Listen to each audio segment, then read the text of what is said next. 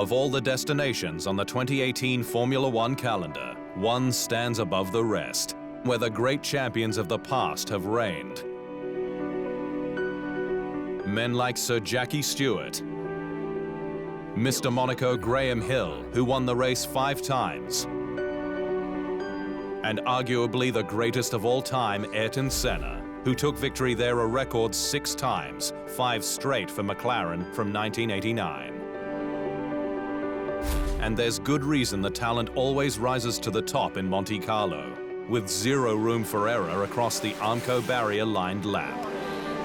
The drivers love racing here. It's the ultimate test of man and machine. It's a traditional street circuit. There's penalties all around the place. You make a small mistake, you're in the fence, and your weekend can be heavily compromised. The toughest street track on the calendar, the 3-kilometre Monaco circuit features 19 turns, with 7 left and 12 right, and a top speed of just 295 kilometres an hour. Sergio Perez set a new lap record last year for Force India, while there's just one DRS activation zone along the main straight, with the DRS detection point before turn 18, La Rascasse. And while the world's most famous street track is tough enough in a road car, in an F1 car it's an entirely different story, with the Grand Prix drivers having to work themselves up to the limit,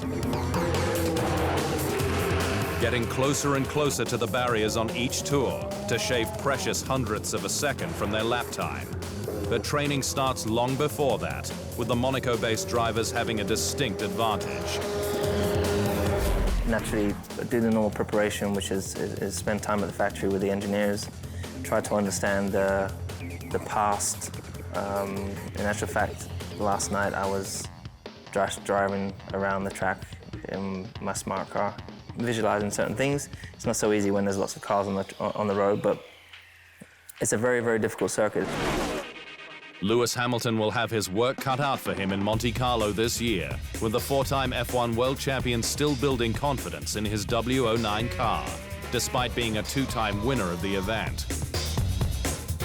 Ferrari desperately needs a win in the Principality, with Sebastian Vettel 4th in Spain after he was forced into a 2-stop strategy. The German, though, has the form in Monaco as a 2-time winner, including last year, and still demonstrates the quiet confidence that he showed at the launch of the 2018 car. Every little detail matters. Every little part, can make a difference. And I think this year's car is a big step from last year. Monaco is also a strong chance for Red Bull Racing, with the drivers able to make the difference in bridging Renault's power deficit. The powerhouse drinks brand also putting on a show in the Principality, its floating energy station the most opulent of all the 10 teams. For Daniel Ricciardo, it's a race he'll want to put right after 2016's debacle, in which Red Bull botched his pit stop, costing him the win. I think it was the worst moment probably for us as a team, but I felt that day I did everything right, so it actually wasn't my worst moment, but sure, it was the worst moment of the season. But things can change, with the safety car featuring in the last 6 visits, while qualifying is crucial, with 10 of the last 17 winners on pole, and the victor only coming from lower than 3rd 10 times since 1950. Since pre-war 1929 and the advent of the Formula One World Championship in 1950, it's the one they all want to win. The jewel in the crown.